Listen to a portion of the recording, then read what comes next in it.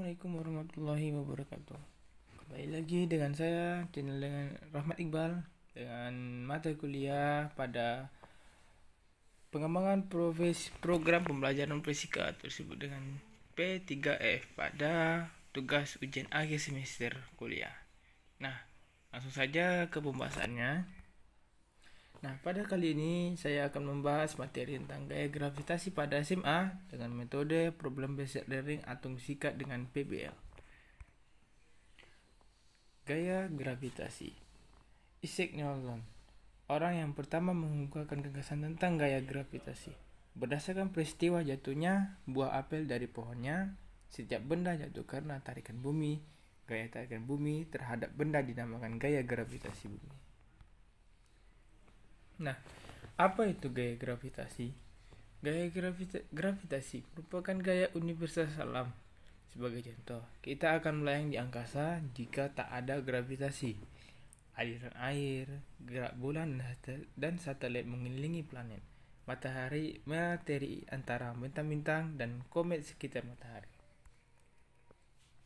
Untuk hukum gaya gravitasi Newton, yang bekerja antara dua benda sebanding dengan massa masing-masing benda dan berbanding terbalik dengan kuadrat jarak kedua benda. Nah, pada rumusnya yaitu F sama dengan G, M1 M2 per R. Keterangannya, F itu sendiri gaya gravitasi disebut dengan N, dan G konstanta gravitasi umum, M1 massa benda dan M2 massa benda 2, dan R jarak antara dua benda. Nah, hal yang perlu diperhatikan pada gravitasi itu benda dianggap partikel atau bentuk bola. 2. Garis kerja yang terletak antara garis hubungan pusat benda 1 dan pusat benda 2. 3. F2. Gaya gravitasi benda 1 yang dikerjakan oleh benda 2 disebut F aksi. Nah, ada contoh gambar pada di samping yang sudah saya terapkan. Nah, pada contoh soal kali ini itu contoh soal yang sederhana yang saya terapkan, yaitu berapa besar gaya gravitasi antara seorang siswa bermasa 40 kg dengan seorang siswi bermasa 30 gram yang berjarak 2 meter. Pada konstanta gravitasi umumnya itu ada 6,673 kali 10 pangkat min 11. Untuk penyelesaiannya itu diketahui pada M1 40 kg, M2 nya 30 kg, R nya 2 meter, R nya 2, dan G nya itu sudah ada diterapkan di sini pada soalnya. Nah, yang ditanya itu ada F. Nah, jawab yang rumus yang sudah kita bahas sebelumnya kita masukkan. Nah, jadi tinggal masuk aja sesuai dengan rumusnya, maka hasilnya 2x 10 bin 8n. Nah, pada kesimpulan materi ini yang saya simpulkan bahwa gaya tarik gravitasi yang bekerja antara dua benda sebanding dengan massa masing-masing benda dan berbanding terbalik dengan kuadrat jarak kedua benda. Salah satu ciri gravitasi bumi yaitu benda-benda ditarik ke arah pusat bumi.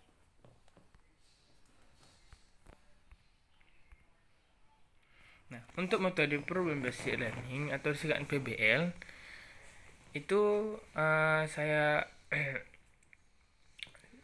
rangkum.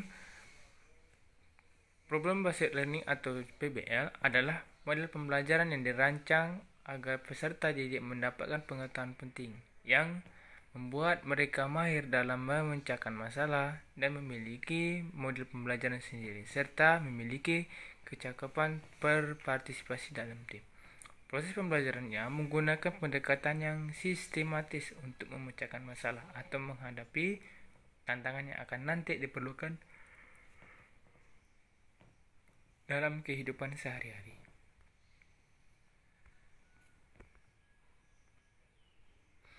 Ada 5 strategi dalam menggunakan model pembelajaran berbasis PBL, yaitu pertama, permasalahan sebagai kajian, permasalahan sebagai penjajakan untuk pemahaman, permasalahan sebagai contoh, permasalahan sebagai bagian yang tak terpisahkan dari proses, dan permasalahan sebagai stimulasi aktivitas. Nah, berikut ada contoh yang saya kemukakan, nanti saya cantumkan deskripsi pada link YouTube-nya agar lebih dimengerti.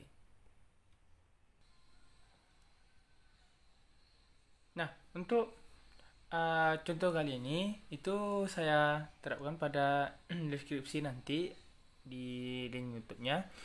Nah, untuk pada pembelajaran PBL itu ada beberapa fase.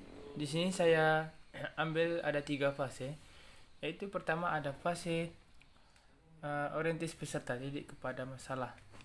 Itu pada perilaku dulu. Yang pertama menjelaskan tujuan pembelajaran, menjelaskan logistik yang dibutuhkan. Kedua, memotivasi peserta didik untuk terlibat aktif dalam pemecahan masalah yang dipilih. Nah, untuk pada fase yang kedua ini mengorganisasikan peserta didik. Nah, untuk perilaku pada guru, membantu peserta didik mendefinisikan dan mengorganisasikan tugas belajar yang berhubungan dengan masalah tersebut. Dan fase ketiga yaitu membimbing penyelidikan individu dan kelompok. Pada perilaku guru, mendorong peserta didik untuk mengumpulkan informasi yang sesuai, melaksanakan eksperimen untuk mendapatkan penjelasan dan memecahkan masalah. Nah, mungkin itu dari saya, lebih dan kurang saya mohon maaf. Wassalamualaikum warahmatullahi wabarakatuh.